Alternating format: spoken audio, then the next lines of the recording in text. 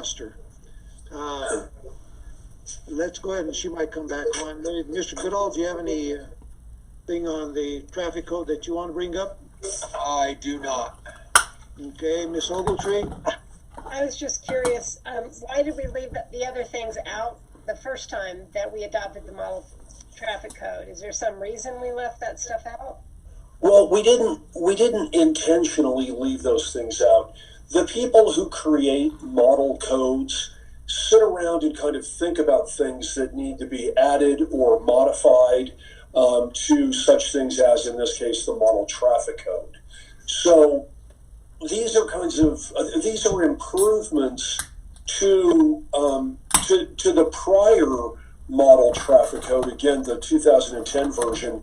So this basically would be things that people have thought of in the 11 years since the adoption of the last model traffic code, if that makes sense. Okay, so everything we see here that's highlighted, they're all new to Yes, ma'am. the traffic code itself, not just... Correct. Okay, I didn't have any question about them. I thought they looked good and pretty straightforward. Okay, Mr. Williamson? You have to unmute, probably. There you go. Yeah, sorry, I was unmuting there. I have no questions. I agree with Councilwoman Ogletree. Okay, Mr. DeBono? Mr. Mayor, I don't know, this might be a legal question for Les. It's kind of obscure, but I was reading over that, and pedestrian obedience, when was the last time a ticket was issued for pedestrian disobedience? I was at Traveler Insurance, Les, and I saw a person dart across the street. They weren't in the crosswalk. The person in the vehicle is not responsible if that, is that true? Is the person in the vehicle responsible for striking the person that's out of the crosswalk, depending on the velocity, how fast the car is going?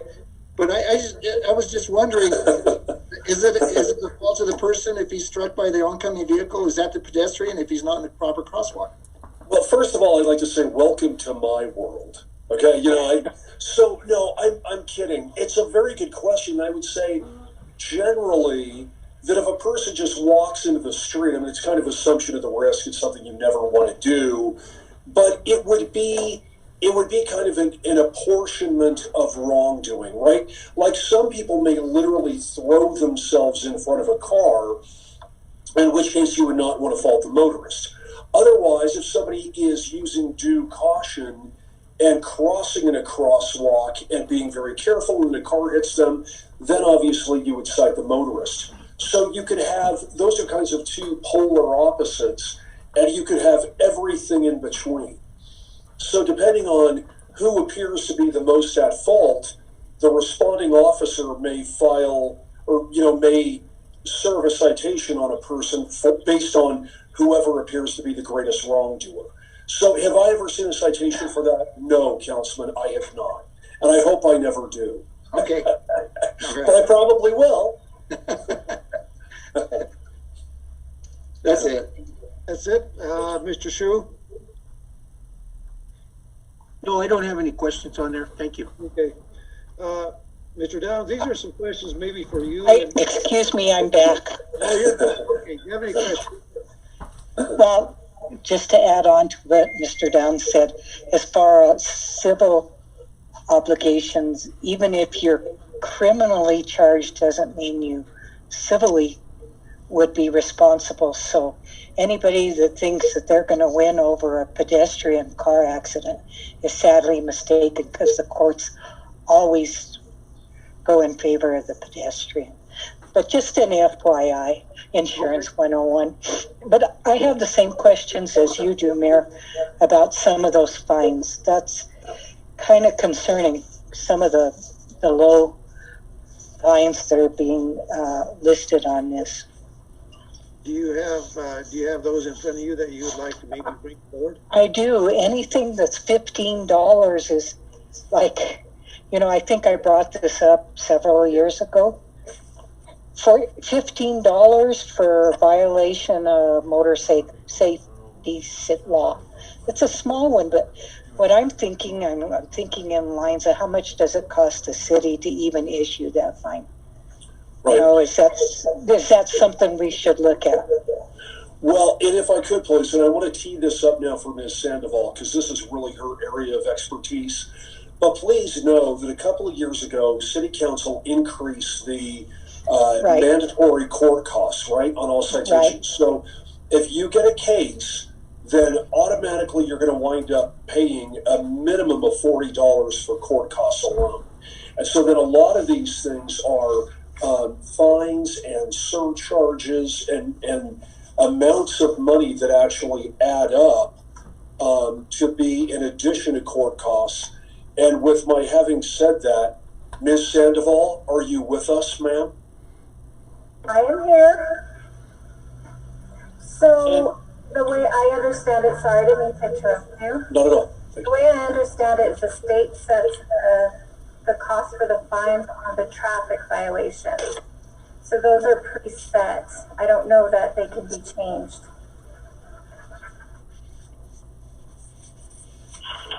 Okay. And, you know, like if you ever watch a sentencing on a DUI case, the courts add up a lot of different costs and fines and surcharges and those things. So, I mean, and that's not the case in most citations in municipal court for traffic violations, but there are a number of things that can be and are added up in addition to the court costs, so that it usually is not a real low number by the time the judge imposes all the fines and costs, if that makes sense. Like, Ms. Sandoval, if you would please, like on a 4-point speeding, if a person gets a 4-point speeding, how much is the fine with the court costs? So $135 is the fine and $40 is the cost. So total $175 total. Okay. So that's an example of what the court costs are on a citation such as that. But I don't know that I'm helping your conversation or your consideration. Ms. Griggle, any other questions?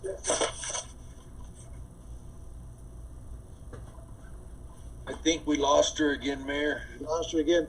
Okay, let me go on and maybe she'll jump in again. But there was some of these things that just really couldn't find a true explanation on. There was 42-41503 lane usage, operating motorcycles on laned roads. What does that mean? I've got 3 or 4 of them like that. Can you explain? Yeah. Well, okay, so Mayor, that is a Colorado revised statute that refers to the Colorado statutory code. And I don't have the statute right in front of me, but I don't know. I don't know. A lot of these things are really hard to explain. Short answer. Okay, well, maybe. Yeah, sorry. Sorry, okay. I would hazard a guess. Okay, here's another one. Entering or emerging from a parked vehicle. Okay, so that one, I would say that you need to be careful, like when you throw open your car door. Let's say, for example, I'm parking on Commercial Street. I don't know why I use that as an example, but I park on Commercial, I throw my door open, and a truck who's driving carefully along takes my door off, right? And the guy says, look, I was being careful, the driver of the truck, I was looking around, and this guy just threw his door open, and I couldn't stop. So I might get the ticket there for not using, and I'm sorry, lawyers just kind of, try to think of everything. But that is an example of... If I could jump in on that one, when I did the Citizens Academy, that one did come up when we had the state patrol officer there. And it is your duty as the person in the parked vehicle when you open that door to make sure it is clear, and you are definitely at fault getting out of your vehicle, not the driver in the street. Right. And a bicyclist can be going along at a good clip, and if you just throw your car door open without looking, they could run into your car door. It's another example of that. Well, you know what was interesting, Mr. Downs, is that there was another line item, I didn't write it down, that actually addressed that about opening the car door. So there's two different, maybe it kind of covers both. Right. Here's another one, persons riding on bicycles. Okay. Well, you know, I gotta say, I just don't know. Okay. Just don't do that, okay? You just operate your own bicycle and don't let anyone get on your bike when you... Okay, that might have been it. The other one, it was, I mean, maybe there was an item there was some figures in there that ranged anywhere from $35 to $500. Right. It talked about spilling loads, but it didn't specify, from what I saw, what's a $35 spill load and what's a $500 spill load. I'm not sure if it's the type of and the amount of time that it takes to clean up. What is that? Do you know? Mayor, that is based on judicial discretion. And so there's usually a sentencing range, like on misdemeanors, the sentencing range, looks like Ms. Griego is back, Councilman Griego is, there's like a sentencing range of, say, $500 to $2,500. So depending on the severity of the person's prior driving record, the severity of, the offense, the court may impose a minimum fine, or the court may consider imposing a maximum fine. So it wouldn't necessarily, in that case, only be related to the severity of that violation. Right, like if someone intentionally had a truck, like let's say a sewage truck, and they go somewhere and they dump it right into someplace where they shouldn't, let's say a river, then a judge might impose a fine in the higher end.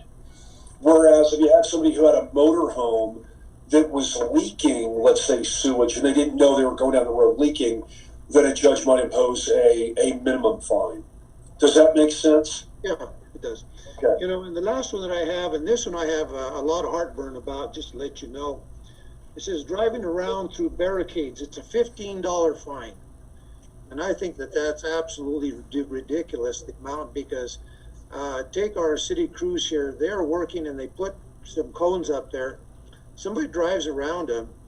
I think that should be a hell of a lot bigger than $15. I know there might be additional stuff because they're putting our crews in danger by they're on these barricades.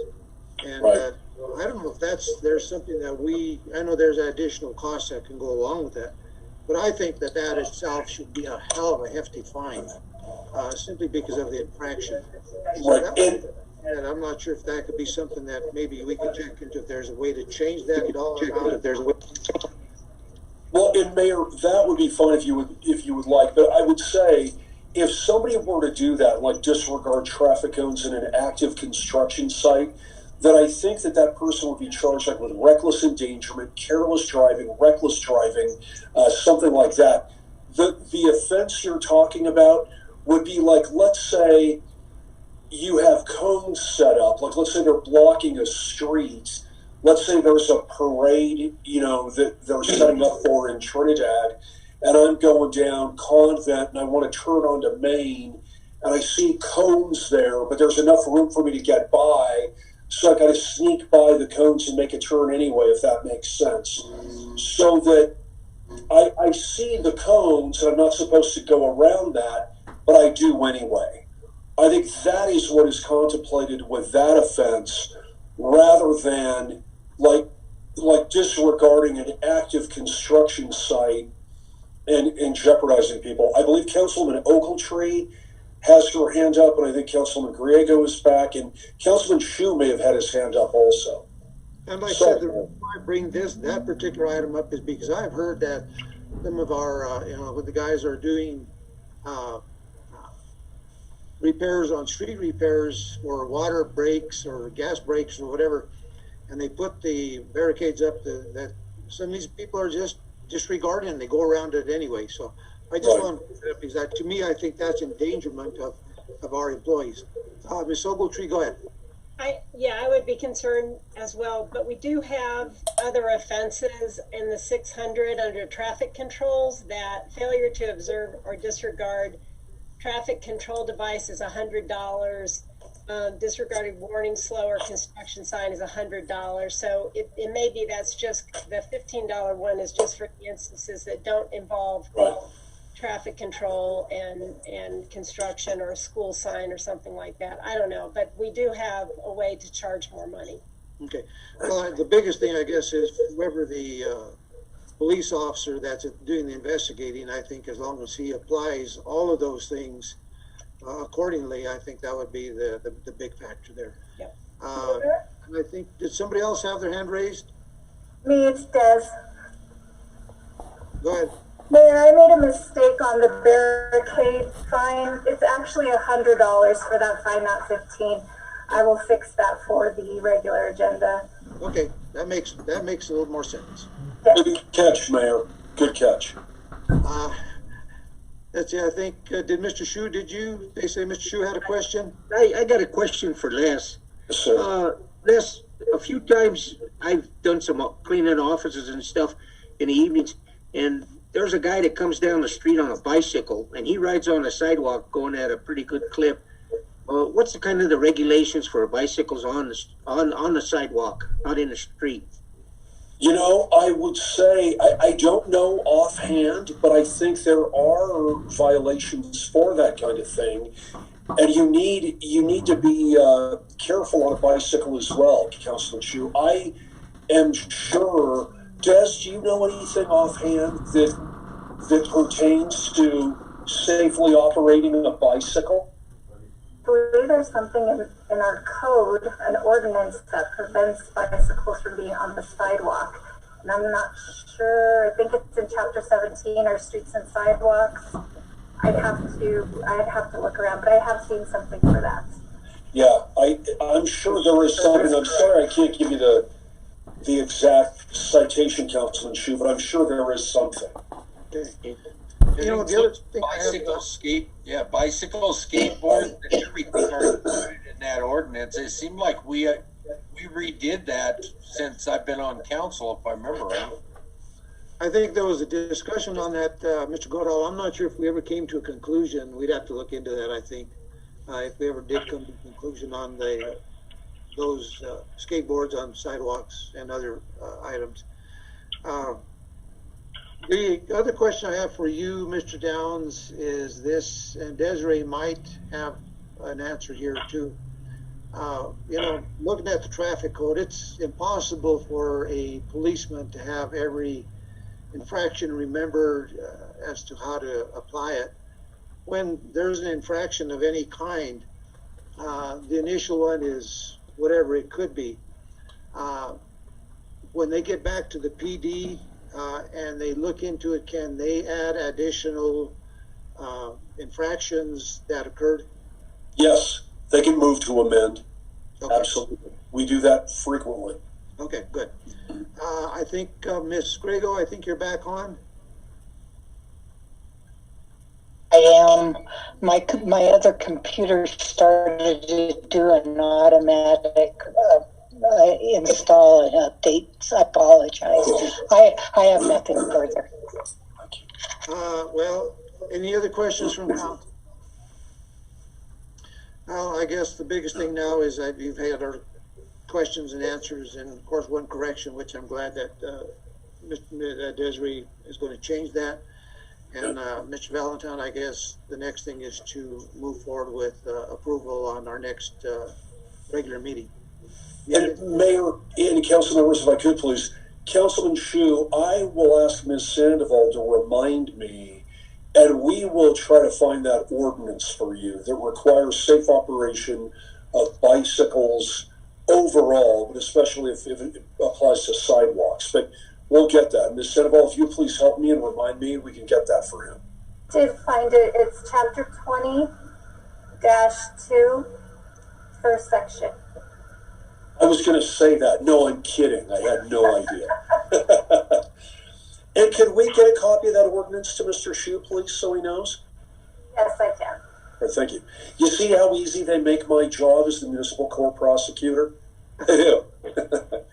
Thank you. Okay, so Mr. Valentine, I guess just take it to the regular meeting for approval. You bet. Thank you, Council. Okay, let's go on to item 2, discussion regarding and amending the allocation of the city's 5% marijuana sales tax discussion. And just going to mention a couple of things. Like I mentioned when we began to discuss this a couple of meetings back, I don't feel like we can completely have Mr. Valentine and staff move forward to a resolution on this tonight, because I think that some of this allocation of some of this money, especially for incentives, is going to take probably an additional meeting because there's a lot of questions out there, and I'll bring them up as we go along. But while we're at it, I think let's move on to that item number 4 on that particular item, the 1% agency level support, which will be allocated to support Trinidad nonprofits. And of course, Mr. Valentine, why don't you go ahead and have anything to fill in on that? Sure. Thank you, Mayor, members of council. So initially, you all know that we have the 100% for marijuana proceeds, the 5% marijuana sales tax distributed, with 65% going directly to benefits Trinidad's operation, projects, programs, debt service, anyway.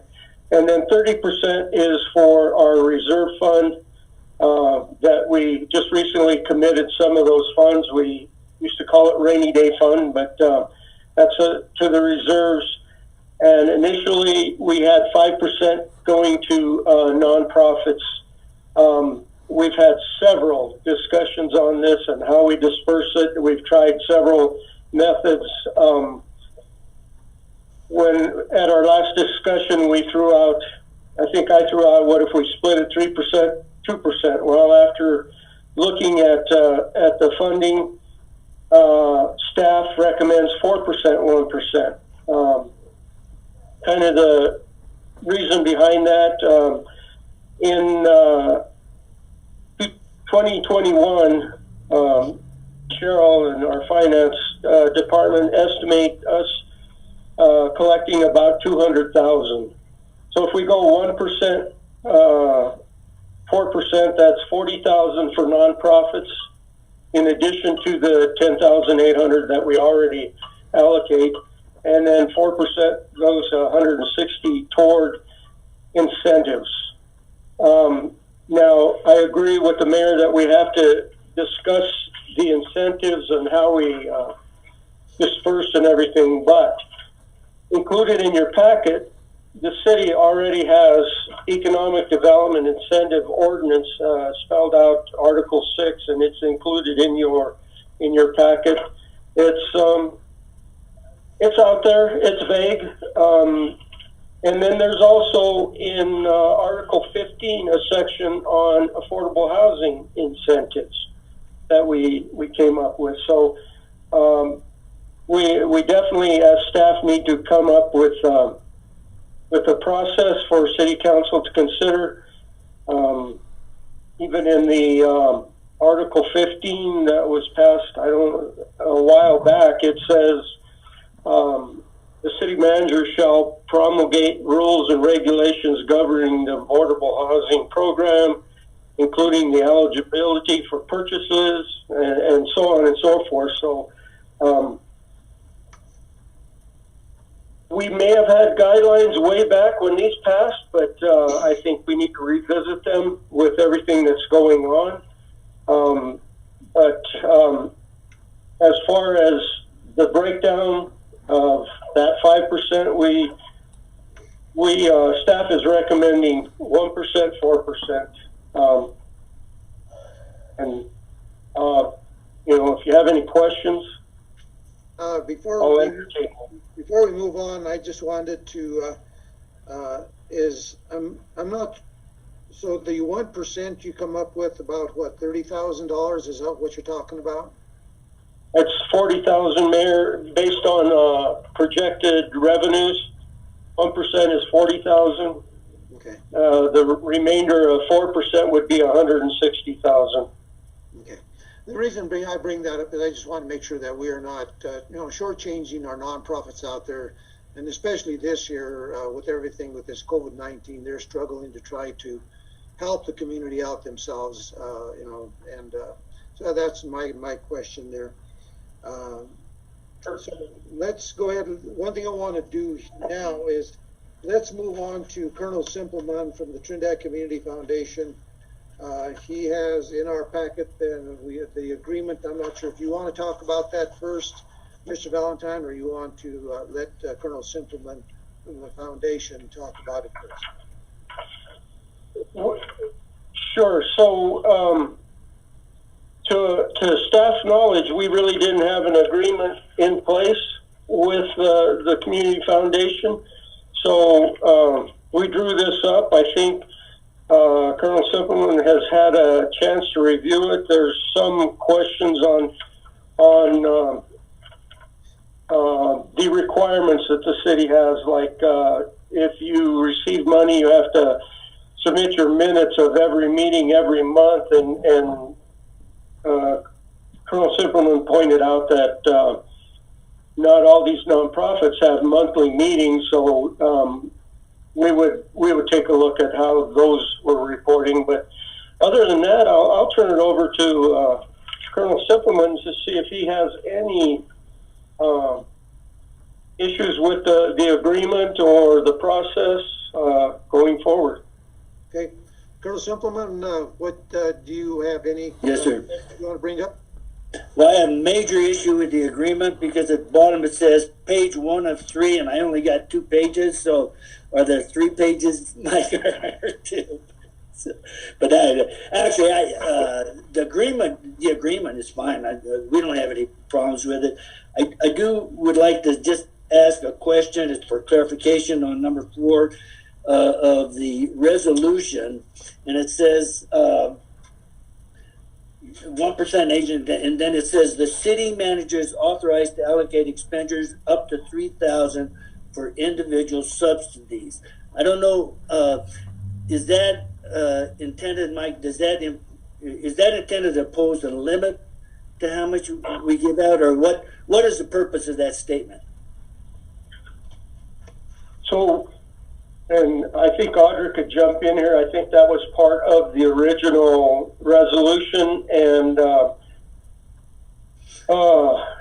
may I make a suggestion that why don't we, if normally we limit it to about 2,500 per, any grant request, not to exceed 2,500. So why don't we just put that in the agreement? Say, say limit the amount up if that was the intent. So may I jump in? This is Audra. That was in the original resolution, and the reason for that existing was, for instance, the hometown holidays at one point approached council and asked for a nominal amount to help support their Christmas events that they do, and it wasn't already budgeted, what have you, but there was adequate marijuana money for the city manager to authorize that without city council taking a separate action. Okay. And so it really has nothing to do with the Community Foundation and how you administer that program. Okay. Thanks, Audra. Go ahead. And then, like I say, the agreement is fine. But I do want to, on the letter, where it says the city must receive your approved minutes on a monthly basis, and it's truth of the matter is that's a very burdensome on them, us, and you, because I assume you're going to read them. But if you figure if we give out 10 grants and we get 12, every month we get that's 100. We're talking 120 minutes, and it really is. There's no value to getting the minutes. Now, if you want our minutes, we can send them to you. That's not a big deal. But really, what we would propose is the final report that says that verifies that they spent the money for the for what they requested and were granted the money. So that's really the part. What we might do is as an alternative, and less can probably say, but rather than say if we want copies of the minutes, we can have a clause, a statement in when we give the grant, say that nonprofit agrees to provide copies of meeting minutes upon request from us. Would that be okay? Because then that gets us whatever we need, and if we have a reason to look into how they're conducting business, I think Mike's that's. okay. Go ahead. I'm sorry, I didn't mean to interrupt, Colonel. Mike's No, please, yeah. I would say if that's okay with city management, I'm okay with that. We simply want accountability and make sure that exactly right, and we know how the money was spent. And right. I would defer to Mike and his staff regarding that, and of course whatever council is comfortable with also. But I think that would be fine, and I understand nobody wants to read a whole bunch of minutes every week. Now I'm sorry, Leslie. We will provide the final report. That says, whatever the nonprofit got it for this, got a $2,500 grant for this purpose, and this is, they spent it. So we will provide a final report, because that's, they provide that to us, and we'll forward that to you. Mr. Valentine, do you have any questions on that? I do not, Mayor. I was just taking 40,000 divided by 2,500. That's 16 nonprofit that can request funding if that's the, if we stick with the 2,500. So may I? That's all I have. I do have a suggestion that you consider. You might.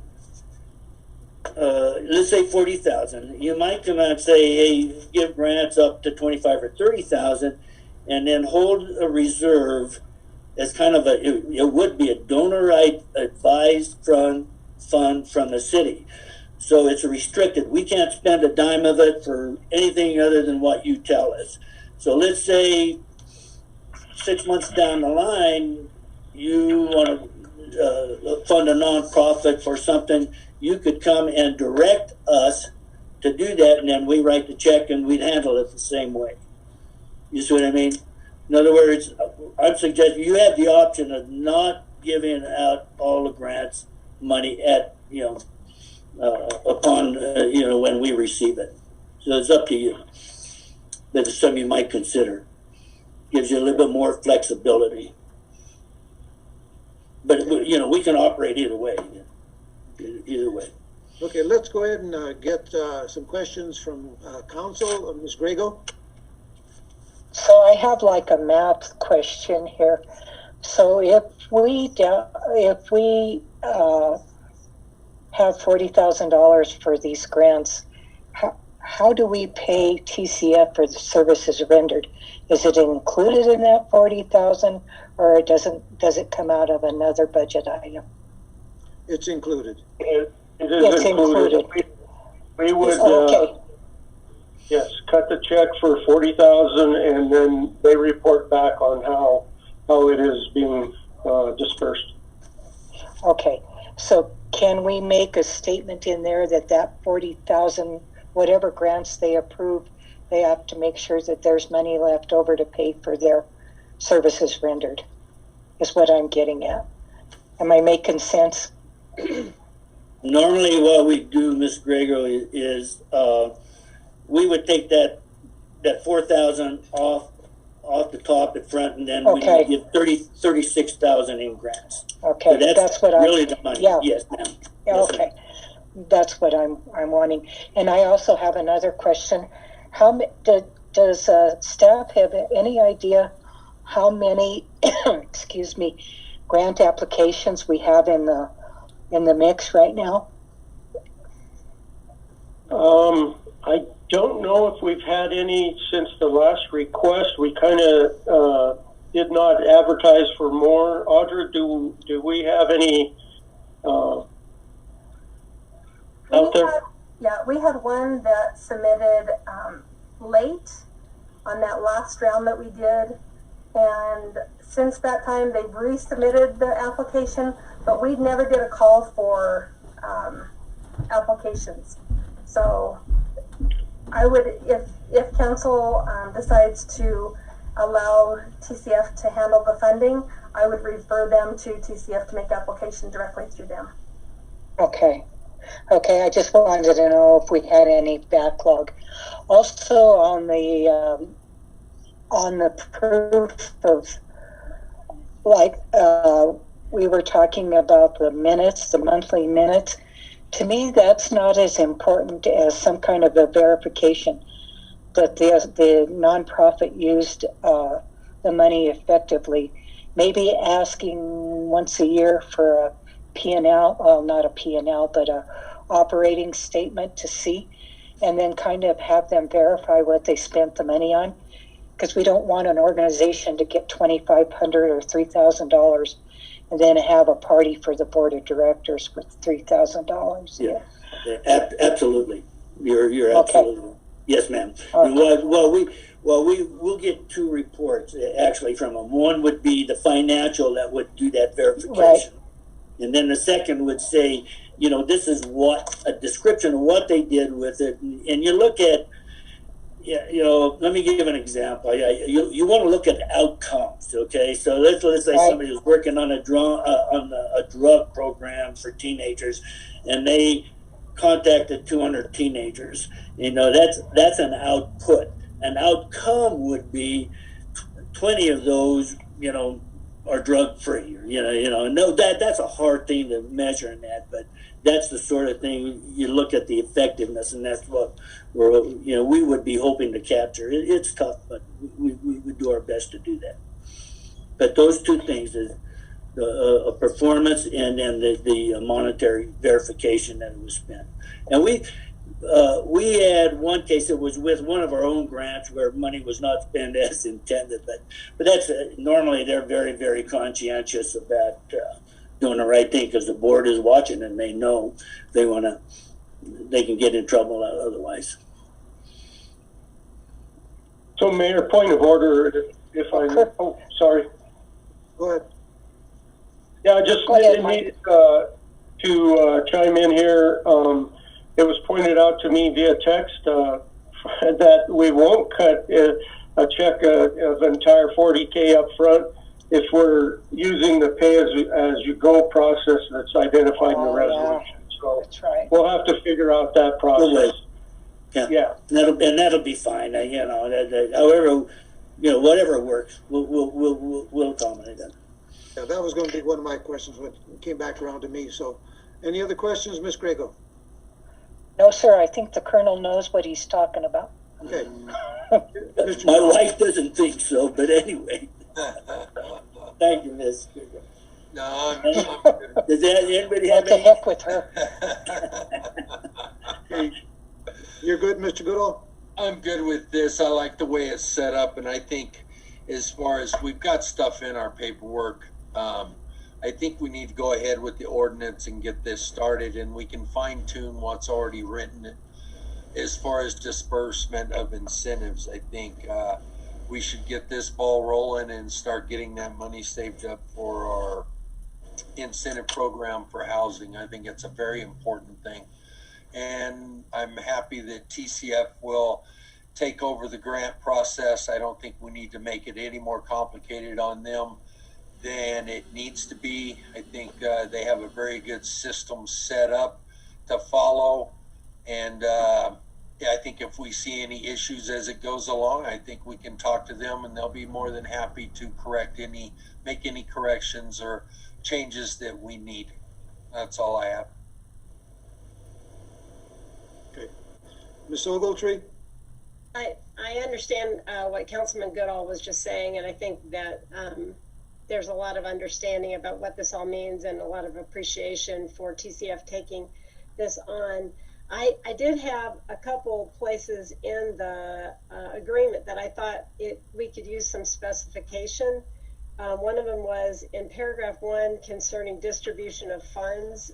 We have the foundation agrees to distribute funds provided by the city and subject to the city's policies to area nonprofit entities. It doesn't specify there what policies we're talking about, so I thought it might be helpful if we had some kind of citation to what policies we're referring to. And then in accountability, the same comment, we have it says that fulfilling the requirement under accountability, in all respects in fulfilling the requirements of the city's policies governing nonprofit funding. And just to spell that out, where those are, is that resolution 908 or what are we talking about? Because I do think I'm less comfortable with the idea of us just hearing back in a year as to what happened, because we're allowing TCF to substitute its discretion for our discretion over the use of these taxpayer funds. And I want to make sure that the people who are receiving them are really clear on the accountability about this, that they're not just getting money that they can walk away with and do something. I want them to know that eyes are watching and that they're doing what they said that they were going to do. So I don't know that I'm comfortable with an end of the year report, because that means there's no eyes watching what's going on during that year. So those are my concerns. Ma'am, one of the things is, we do have a requirement that they have a non-discrimination policy, an existing policy, and they prove that. For example, we try to cover as many bases as we can, but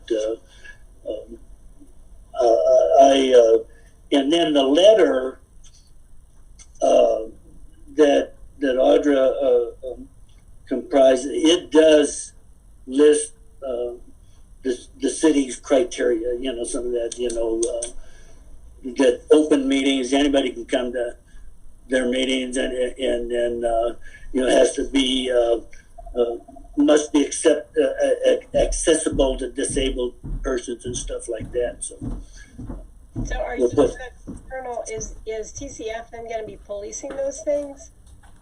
It's tough for us. We'd have to go to every meeting and stuff like that. No, we don't get down to that. We treat them the same way, I guess, that we're treated when we receive a grant, and furthermore, we do see the results, like the hometown holidays will do some, they've gotten awards, and they do, we do see the results of it now. So we do the best we can. It's a matter of, these people have been part of the nonprofit world forever, and doesn't mean that something bad can happen, because it can. It's just that we do our best to police it and watch it and work with them. Oftentimes we'll work with them too. So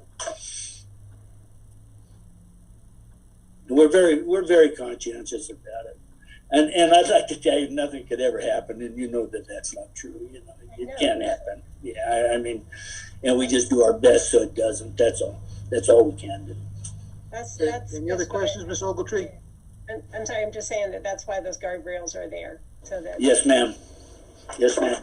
Councilmember Ogletree, we'll go ahead and add the language to that contract with clerk. That was a good suggestion. Okay, thank you. Mr. Williamson. I have no questions at this time, Mayor. Thank you. Mr. DeBono? Mr. Mayor, I don't have a question about any of the nonprofit pertaining to nonprofit, but I had a question for Mike, going back to the 4% for the economic development. Let's go ahead, Mr. DeBono. Let's go ahead and we'll wind this up as far as the 1%, and then we'll go in. Okay. That'll be separate. So, because that's going to be a more detailed discussion, I believe. So, that's fine. Okay. Do you have any questions on that 1%? No, sir. Okay. Mr. Shu. Yeah, just a kind of question for Mr. Simpleman. If money is available during the period of time and it's not used up, would it be possible for a grant for people to apply for another grant besides the one individual during the year's time? you know, there's nothing that prevents that, Mr. Shu. I mean, sure, that can happen, and if it's warranted, you know, because I think it was last time we didn't get as many grant requests as we thought we would, and so, you know, if the money's there and it's for the nonprofits and if it's a valid use, and certainly, you know, I mean, we would consider that as valid. Yes, sir. Okay, thank you. Yes, sir. Okay. Can I add one more thing if you're done with, because this is the last for the nonprofit. Okay. So back to the pay, I don't know how it was referred to, PayGo. The Community Foundation in 2020 received the $10,800, and that's from the budget. This year they will receive the same. And then pursuant to number 5 of the resolution, if it's approved by City Council, they would receive approximately $17,560. Now that is truly pay-go money. That would be money that has been received through 2020. And so I think what I envision is, instead of them having to do multiple rounds for grants, they use that money for this calendar year, 2021 grants, and then the money collected in 2021 would be dispersed at the end of 2021, beginning of 2022 for grants in that year. And it would be almost an equivalent amount. It was estimated at, what, 40,000, plus then if it's budgeted again, another 10.8. So it's almost equal money, and it's like they would have 1 year lag time, essentially, that they would be funding, and it would be appropriate then, because it would be truly a PayGo system. Mike, That's fine with us. Mike, do you have any questions or concerns about it? I think that sounds like a pretty good idea. And Colonel Simpleman, you might want to chime in too. No, I like that idea. I think it's a very good idea. All right. That is definitely what staff talked about. And then I had somebody chat in, and we definitely have to have guardrails up since this is public monies that we're dispersing. And so those reports that PCF gives to the city, you know, quarterly, semi-annually, annually basis, are available for public to see. They're open documents that anybody could see. So just wanted to make sure everybody understood that. May I just say one last thing? Is, you know, talk about competitive bidding, but you know, we don't expect people to bid, you know, get a competitive bid just to go out and buy supplies, you know, like you know, paint, whatever, for kids to have painting. You know, if it's a small amount, they go to Walmart or Safeway or whatever and get that. So what that we don't have competition for $15 items. And I'm assuming that's the way, that's normal. Mr. Valentine, the questions that I have, one is, you know, in the past we have had a couple of entities out there that have come to the city for large amounts. We're talking, you know, $25,000. Trying to figure out what kind of consideration we're going to give there.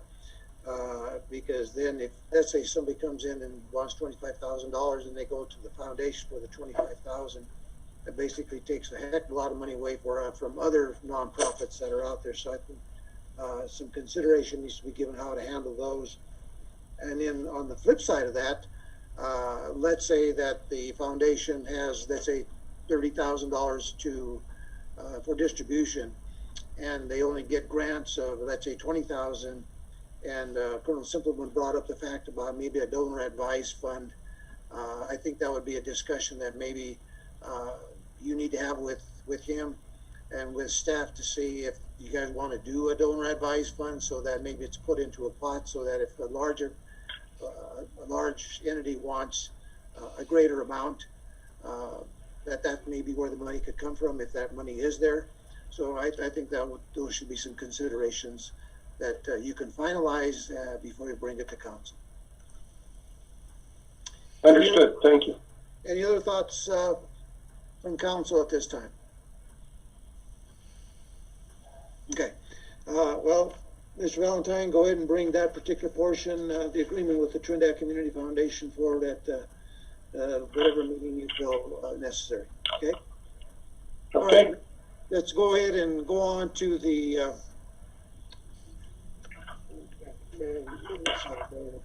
Thank you, Colonel. Thank you, everybody. Appreciate it. Thank you, Colonel. Thanks, Colonel. About the 4%. Thank you. For the economic development. And like I said, I think we need to tread very lightly on this. I don't want to move too hastily on this because I think we can get ourselves in a pickle. I think we need to I think tonight will be a beginning of a discussion, but I don't think we need to have staff move forward with any kind of a resolution or ordinance until we have a good discussion on this. And just to let council know, today I gave a call because a couple of years ago, the Office of Economic Development and International Trade was here in Trinidad. And Margaret Hunt told me at that time, he said that incentives, you got to be very careful. So I gave her a call and she responded to me this morning, and I asked her the same question. That she said the main thing that we have to be careful of is to be very direct as to how you're appropriating this money. And that's the thing that we have to be very, very careful with so that we don't get ourselves in a pickle. And I've got several items, like I said, in questions that I'm not sure if I have time to even bring them up this evening. That's why I say we might have to have a second, and I'm going to probably recommend a second work session on this so that we can, before we come to a good resolution, to have Mike and staff move on with this. So, Valentine, why don't you go ahead and cover that for us, please? Well, Mayor, as discussed several times, this 5% has been hard to distribute, so the suggestion was brought up, and City Council has had discussions over 2 meetings, I believe, to try and do some kind of incentive for affordable housing and economic development. So this resolution before you kind of breaks down and kind of tries to give you what we're talking about and the amounts.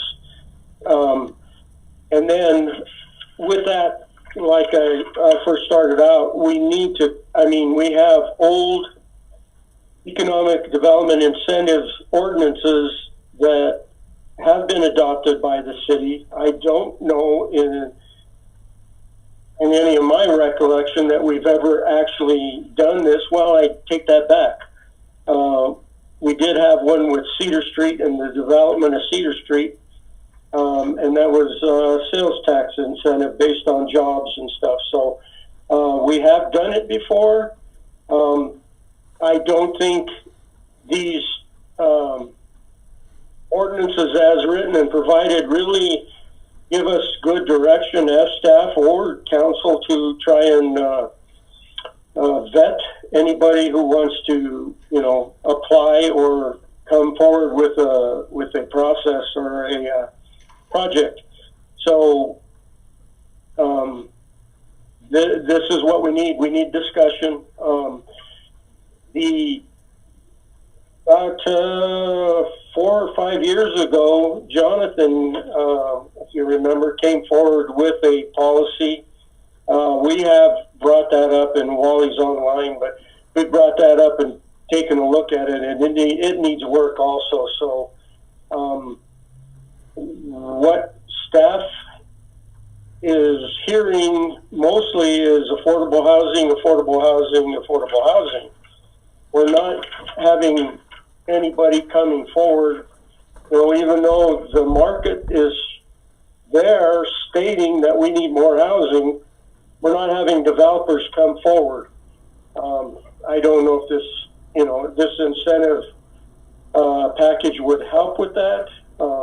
But again, I agree that we definitely need to have a good discussion moving forward.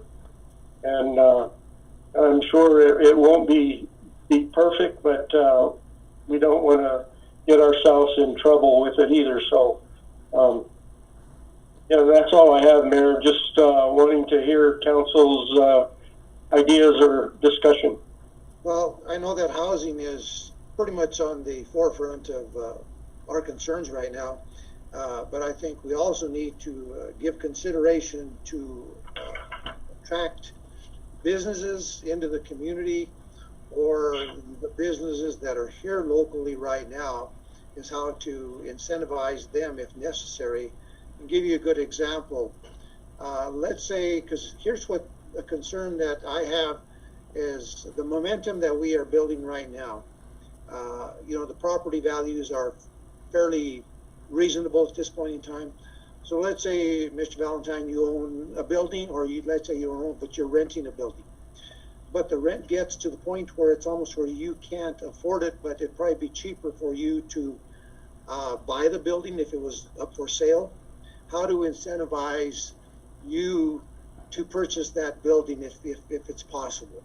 So, so helping current business owners in that regard as well. So I think these are things that we need to look at, and maybe helping some other businesses in some different ways. So there's, so I think it needs to be kind of a whole package. So I think that's why I say we need to tread lightly as to how to move forward with this. So I've got a lot of questions, but I'm going to turn it over to council first, and I'll try to get to all of mine, and might have to wait for another time as well. Ms. Grego. I agree with Mayor on this. You know, I think in the past we have a council have spent money and just spent money without any kind of like detail as to what these monies were going to. I really do believe that if the city does well what the city is supposed to do as far as maintaining downtown and doing what we should do to maintain the city and its utilities, that growth should be organic.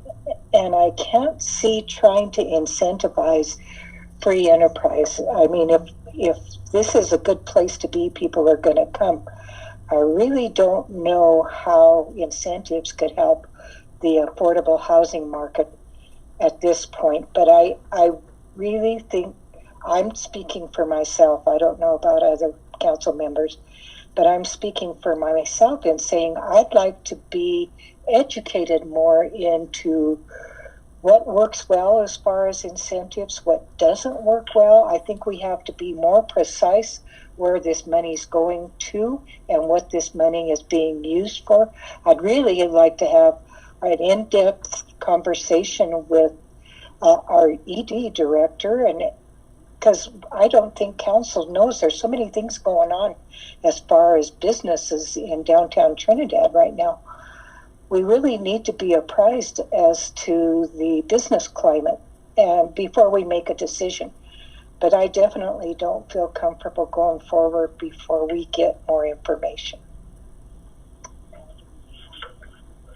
I'm done. Ms. Grego, would you be, and I'm not sure, Mr. Valentine, and the council could weigh in on this as you're called upon.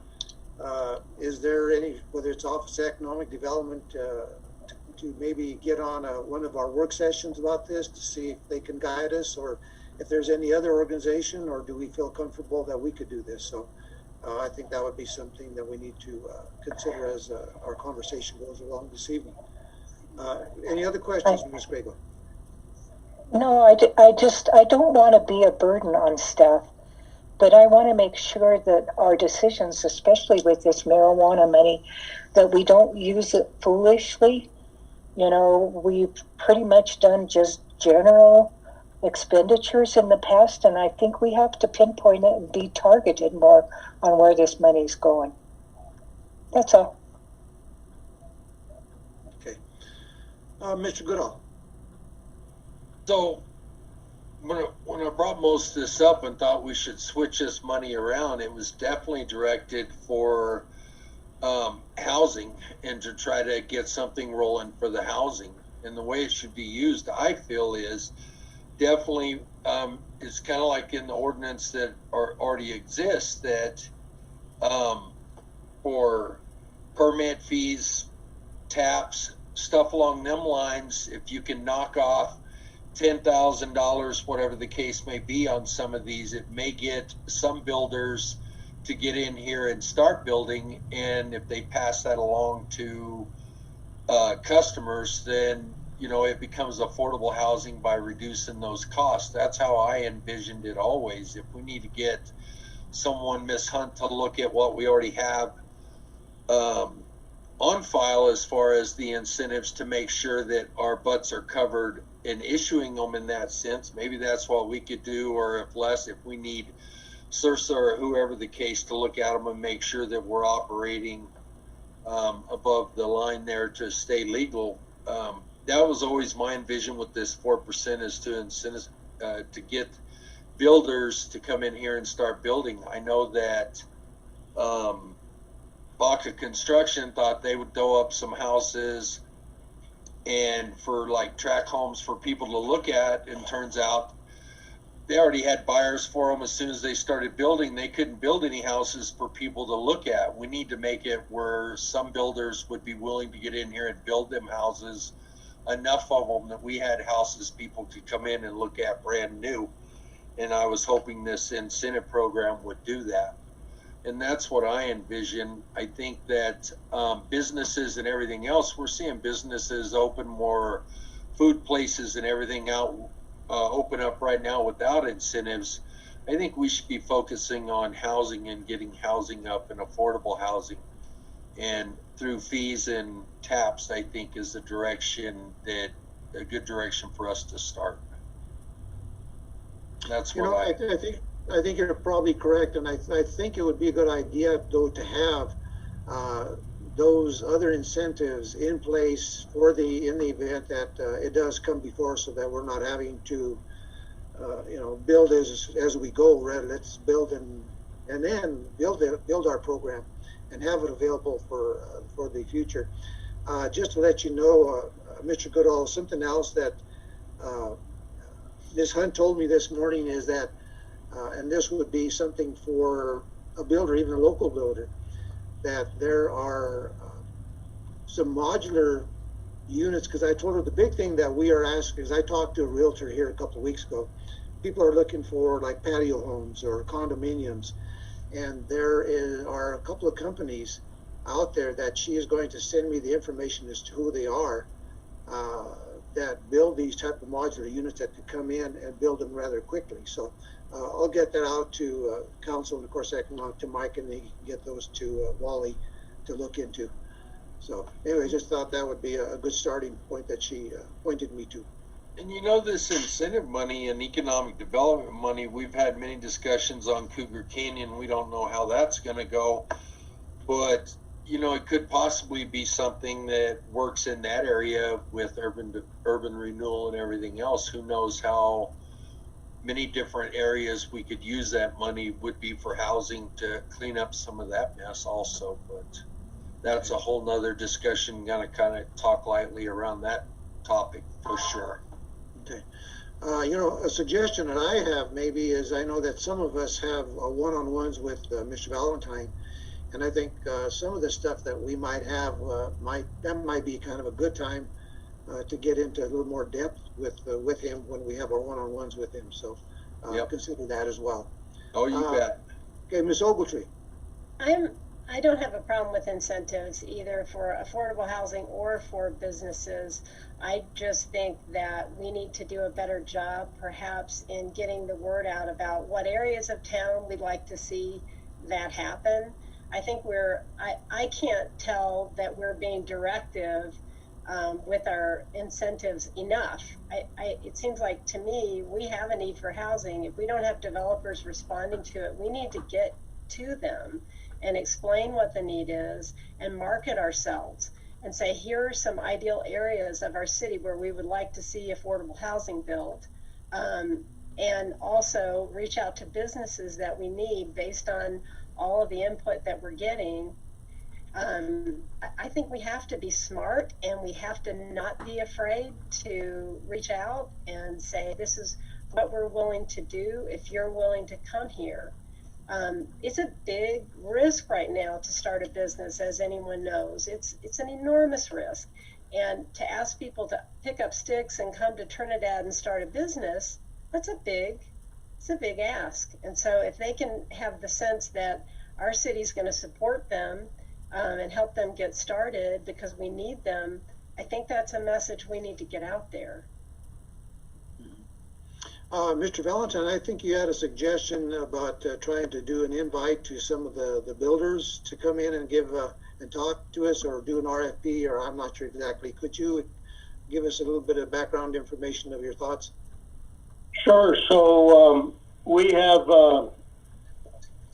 scheduled a February 22nd kind of a housing forum, basically, where I see Debbie Wagner is online. We're trying to pull together, DOLA Housing, OEdit, CHAFA, to come speak and include any developer builders that want to listen in to figure out, what's available at the state and federal level for them to come in and build. So that's scheduled for February 22nd work session. It's as soon as we could pull that one together with everything that's going on.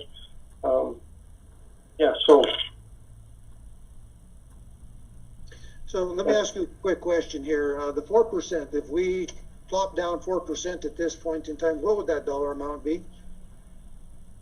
If so, on our 2020 funds that are already existing, we would be able to put $70,239. On the projected sales tax estimate of $200,000 received for the 5%, we would be able to put 4% of that is $160,000. So by the end of 2021, it's possible to have about $230,000 set aside. Or if somebody comes forward, if council decides on some kind of a package, we could start, sooner than that, but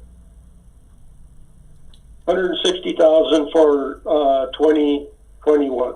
Okay. The reason why I bring that up is that in the event that we do have somebody come forward, we have to do that allocation of our rainy day funds the other day, is that if we need to pull some allocation from any of those funds, that would be somewhere where we could redirect funds into this program, correct?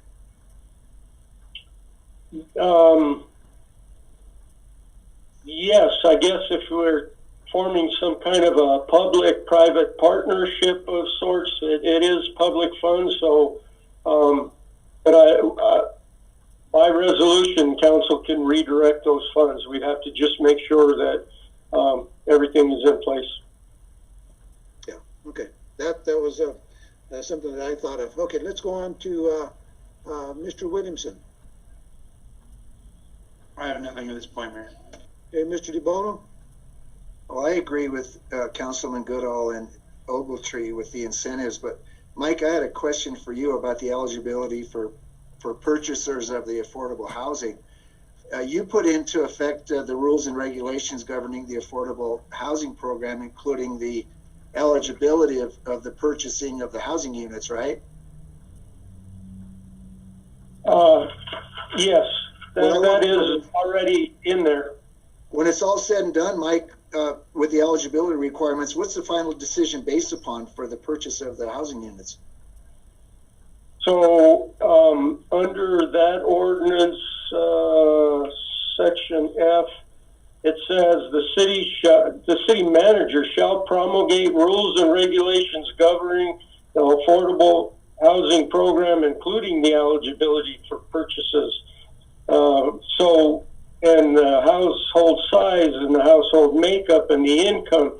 So that was never done that I know of. So me and staff would put together some kind of an application process and break that down and I would bring that forward to city council so we can hash that out. But there's those have not been broken down yet. Okay. Yep. Okay, Mr. Shu? You know, I kind of agree with doing some incentives, but I also think we ought to be fair to the people that are in business here who've been here, not just the new people coming in. If we need to put some incentives for people that have been in business here, we need to help them out too, because they're the ones that made the town begin what it is. So, you know, we need to kind of look at that too and find some way to get them incentives. And as far as the housing, you know, I don't think we're in the housing business. We need to get out there and maybe give some incentives for taps and stuff like Rusty said. But, you know, we need to also make the town very livable for us and everybody in it, utilities and stuff, and try to make it a better place. That's my opinion there. So if there's some way we can do incentives for all the businesses to make it fair, not just the new ones coming in, I think that would be a better step for us. That's all I have. You do have a good point, and while you're talking about that, I had a thought, and maybe council might agree or disagree. Maybe what we need to do is have maybe two different packages in a sense. One for like so the housing, and maybe the other one for maybe businesses. You know, existing businesses like you're talking about. That would be a consideration. I'm just going to read a couple of these things off just for, I don't need answers on them, but I think in the subsequent work session, these are things that maybe we need to discuss. First of all, I think that Mike said that some of these, like the economic development incentives, when these were put together and developed, they need some refinement. So I think that's one of the first steps that needs to happen, is some of these things maybe need to be refined before we actually can move forward. But I'll give you a good example here. And there, this Article 6, the economic development incentives, item D, it says refund a personal property tax pursuant to ... And there's a couple of them, but does it spell out anywhere for, is it for a year? Is it 2 years? Is it 3 years? For how many years? So that's one question that I had. And under Article 15, affordable housing general provisions, I think we need to find out how do we define affordable housing? And that'll change. Is it $110,000 a unit? Is it $150,000 a unit? Is it $200,000? What is affordable that we need to consider? The other thing on item C of that particular area talks about the dispersion of affordable housing required where the affordable housing market housing is part of a residential development also containing market rate housing. Market rate housing can vary depending on the area that you live in. So the east side, north side, whichever side, that market rate could vary. So that's something that needs to be addressed.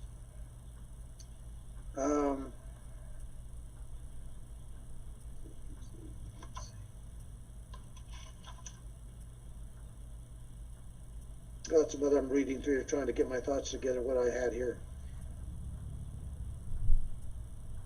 It says financial incentives for providing affordable housing. Projects providing at least 10% affordable rental housing or at least 10% affordable owner housing may be eligible for fee waivers or fee reductions. Then you go on to the resolution number 908 that I read through.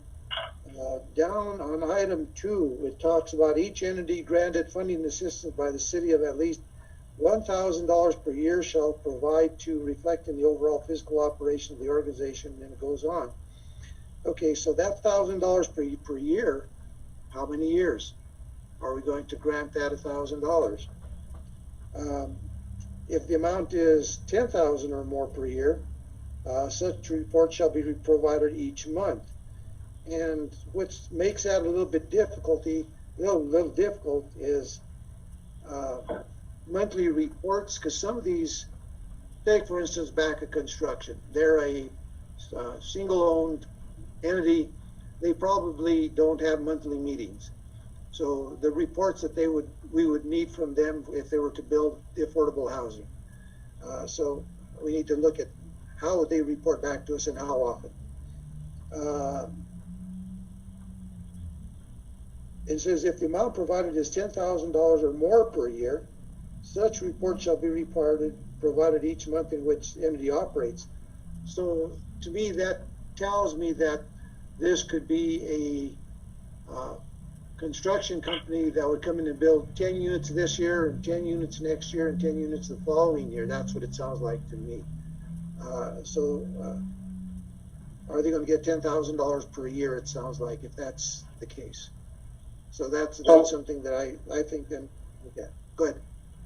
Yeah, Mayor, that resolution that you're providing, I know it says financial accountability for entities provided funding assistance by the city of Trinidad. This resolution, when it was adopted, was for nonprofits. So we may have to revisit that with the nonprofit requirements that we spoke of earlier. I don't think this has to do with the incentive side of the program. This was mostly for the nonprofits. Because I think, yeah. Then the next item I'm going to bring up probably does apply, even though it's in that particular area that you're talking about, to the nonprofits, about the competitive bidding for anybody that comes in and builds. Are we going to require them to bid out them purchasing building materials if that's the case?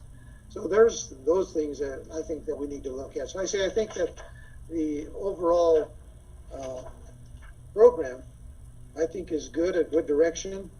But I think these are just things that need to be refined and considered. That's why I mentioned that we may have to have 2 or 3 work sessions on this before we actually have a good resolution or ordinance to move forward on. Definitely, Mayor.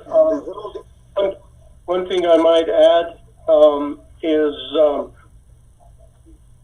we get requests oftentimes of, hey, and this comes from OEdit, where this company is looking for one good one that I think several council members were on was the company that wanted to build a 100,000 square foot greenhouse for tomatoes and cucumbers, and they had, they put out a request for proposal from everybody, and of course we pulled up everything we could, found them property. If we would have been able to have a little bit of an incentive package there too, we may have been successful with that, but they went on to somewhere else. So that's part of the incentive also for just having something available for when we get these requests. Hey, we've got a company that wants to employ 15 people. Do you have a building? If they build it, will you? Are the taps free? Will you have any taxes abated? All those have to be built into this type of policy. So just having that little bit of funds there may be helpful, but I just wanted to add that. Yeah, I agree with you, and I'm sure council probably agrees as well. And so I guess probably the next work session that we have would probably just be a refinement of some of the language on some of these incentives and anything else that you and staff may want to bring forward. And at that time, like I said, I recommend that to kind of streamline some of this. If anybody on council wants to meet with you on a one-on-one basis and bring these up to you, and then we can discuss those moving forward. Okay, definitely. And like I said, Wally has started to review the policy and application process that council approved back in 2014. I think it was with Gabe and Jonathan, but we'll have a package put together with all these thoughts, and definitely please, council, as you think about this, forward those thoughts to me, and staff will work on it. Sure. Okay. Anything else that council, any other thoughts the council has that they want to bring forward on the incentive package?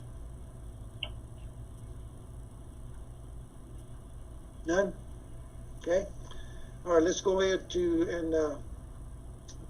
go on to item 3, discussion regarding the Trinidad Police Department Bargaining Unit's petition to decertify from the AFSCME. And this morning I asked Mr. Valentine to have someone from the police department, the representative, to be available in case council has any questions. I don't know if we do have, but at this point, Mr. Valentine, do you have any comments?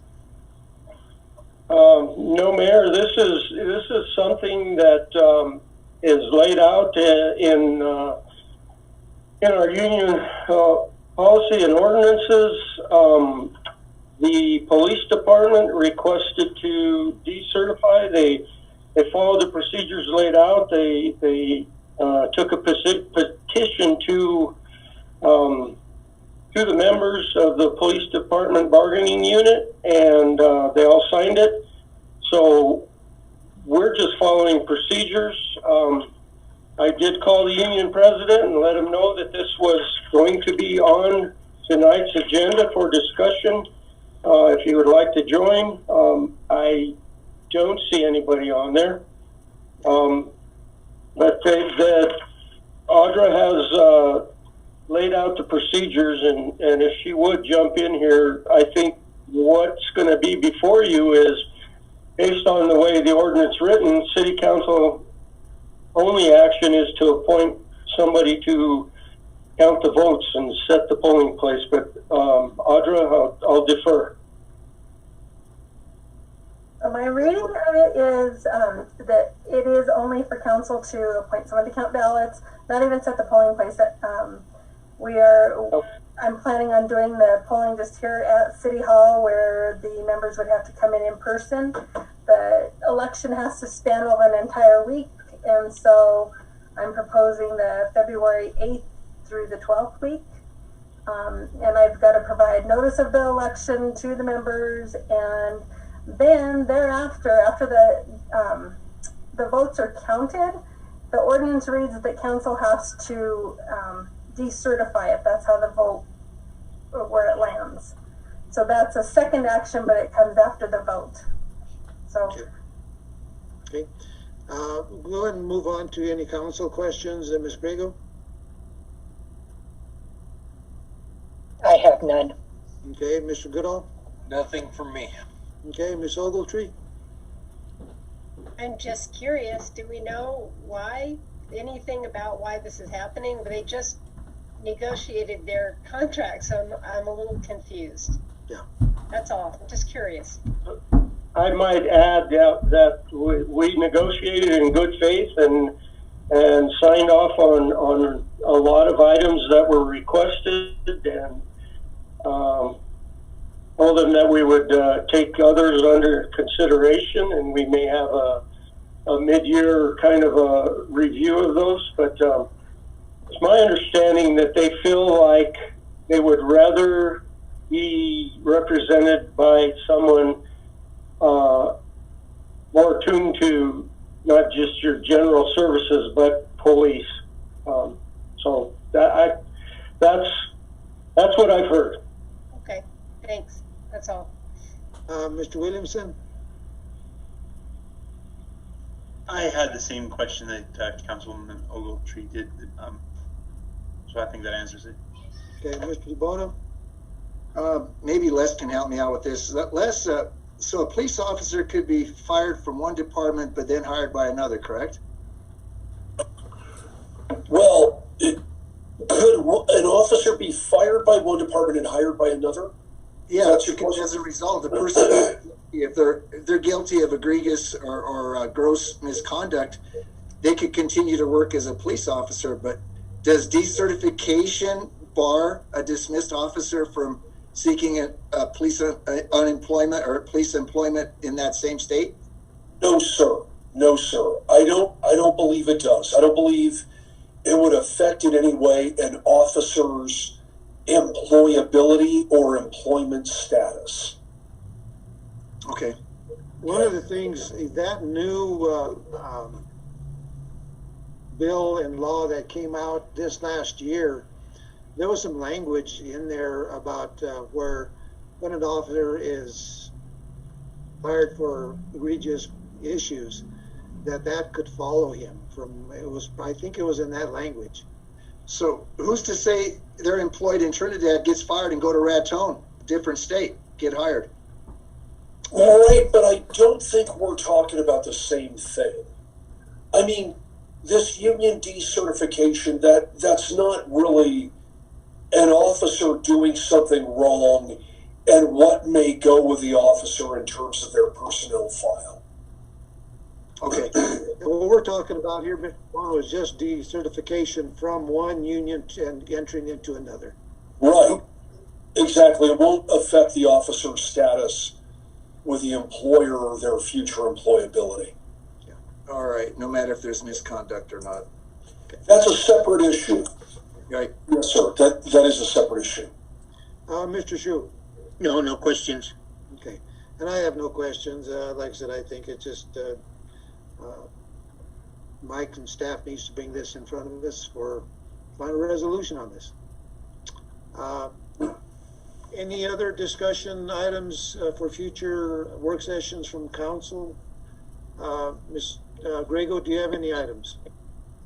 Just what I mentioned before. I'd like to talk to Mr. Wallace and have him publicly give us his information.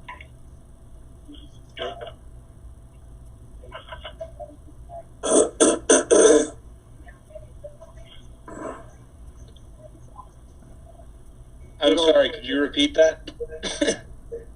We're going to, Molly, this is Mike. We're going to put you on a work session to give City Council an economic development update on what's been going on and what's anticipated to come forward. So. Totally. I thought that's what I heard, but then everyone was quiet, so I thought I had to say something. Mr. Goodall, any items? I have nothing right now. Okay, Ms. Olden. Excuse me. Marilyn Lusler gave me a call earlier this week last week to talk about the Creative District and its desire to enter into some kind of a formal contract with the city with regard to the work that it'll be doing in the Space to Create project. We have a memorandum of understanding with the Creative District, but I think the Creative District is thinking that they need to nail down some more specific duties and responsibilities that they have. Excuse me. And so just to specify it. So she's having an individual with the state down and talk with them, and would like members of City Council to attend that meeting to talk about creating that kind of contract. I told her I would be willing to come and sit and listen. And anybody else who would do that, let me know, and I will make sure that you know when that happens. The other thing is that another constituent in the discussions around affordable housing, another constituent has raised the concern that we don't have any regulation of Airbnbs or VRBOs in this city, such that people from outside of Trinidad can buy houses to rent them and basically make a lot of money speculating on those houses. And the idea would be whether or not Trinidad should consider having an ordinance that would prohibit that and require at least the person who is operating an Airbnb or VRBO be a resident of Trinidad and or live in that unit or as an accessory dwelling unit, but just to keep it from affecting our real property values badly, because if people begin doing that, house prices go up, and we already have a very limited supply. So I think it's a valid point and something that we ought to consider. I know that we, as a policy matter, have decided not to regulate Airbnbs, but in that regard, we might consider it. That's all. I do have a couple of answers to your questions, Ms. Ogletree. That Space Gray project you were mentioning, if council wanted to participate in that, I'm not sure if the council wants to participate, but I think that would be more of staff that would probably be involved with working with Marilyn Lusner. That would be fine with me. I think she called me because I happened to sit on the creative district before I was on council, and she was just kind of. And then as far as the Sorry for interrupting, but I just wanted to say that if council is involved in trying to negotiate an agreement, then when it gets to a vote, you definitely have to recuse. So I would suggest I would not be negotiating agreements. I was just going to be present to listen. So if that's not appropriate, I have no problem with that. So okay. Yeah. All right. As far as the Airbnb and VRBO issue, I've heard exactly what you're talking about. That's happened in a couple of other communities where they have required that the person that, if you're going to have an Airbnb and VR, they actually have to live there themselves. Mm-hmm. So that's something that I think that other communities have part of their ordinance or regulation. So we might have some minor regulations that we can bring up in the future to make sure that it doesn't get out of hand, like you said, that somebody's coming in just to create a business, but yet they don't live here. Yep. So I think that would probably be something to, maybe you want to talk to Les about that, because he's been involved a little bit on that. Okay. At this point in time, I don't have anything else. Any other comments or thoughts from council? Mr. Valentine? Yeah, a couple of things, Mayor. I just wanted to let you know that I received a call from Jeff Weist. He's kind of the lobbyist for New Elk Mine. He wants to set up a working group call, kind of a Zoom call, to start just communicating on things like housing, on where they are with the mine, on moving forward with their plans and being part of the community. And they're going to be asking the county as well to join in on that. I think we're shooting for February 1st for the first meeting, but we'll see from there. Then the river plan, the vision plan that we were presented, I am still working on that. Because of our procurement procedures, we can't just,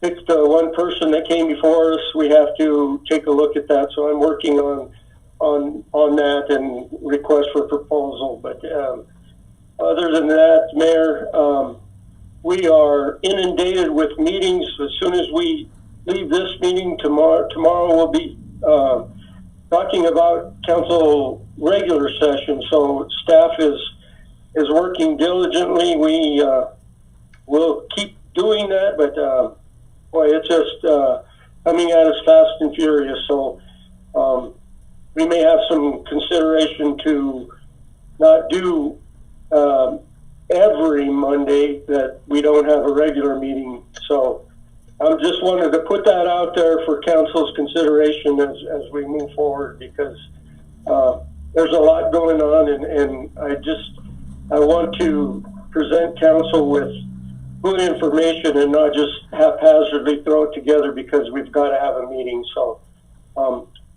just throwing that out there. So basically, that's all I have there. Thank you. Basically, just periodically, just to maybe cancel a work session week is what you're asking for, right? Correct. Once a month or something like that. Sure.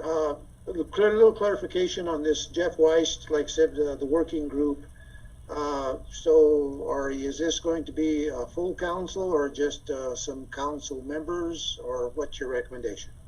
Well, that's along the lines of meeting with the creative district. I'm trying to figure that one out. If we bring council to this working group, whether it's if they have something that they want the city to consider, I think full council should hear it. So I'd like to attend the first one just to get an idea of what exactly they want. And initially, I think there will be more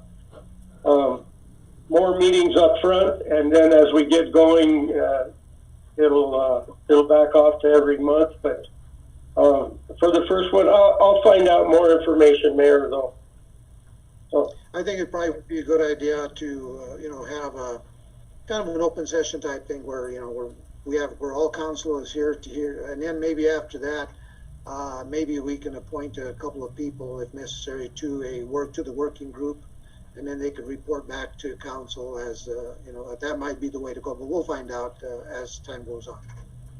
Yep. Council, you have any other thoughts before we close? Okay. All right, let's go ahead and adjourn this work session. Thank you. Good night, everyone. Good night. good night. And I forgot to ask Les if he had anything. Oh, no, I do not. Okay. Sir, thank you, Mayor.